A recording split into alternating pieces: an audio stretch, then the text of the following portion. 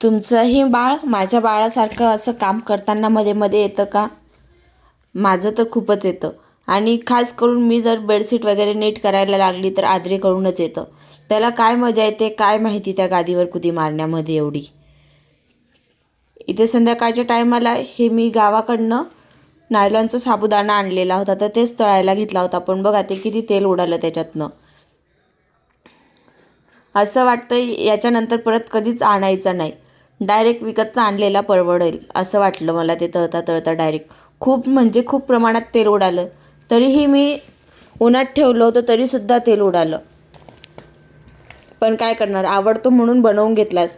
आणि घडी घडी तेच सोसण्यापेक्षा एक खट्टीच सोसून घेतला आणि बनवून घेतला एक खट्टीच पूर्ण. छान बनला होता आणि डायरेक्ट विकतच्या सारखाच लागत होता खायला.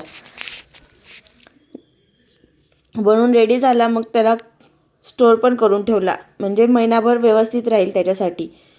पण बनवल्यानंतर किचन ओटा खूप खराब झालेला होता. गॅस पण तेलाचा, खाली फरची पण तेलाची आणि वरतीची फरचीसुद्धा पूर्ण तेल तेल सगळीकडे तेल तेल झालं होतं त्या साबुदाण्यामुळे. तेच आवरून घेतलं. तर चला आजसाठी एवढंच. बाय.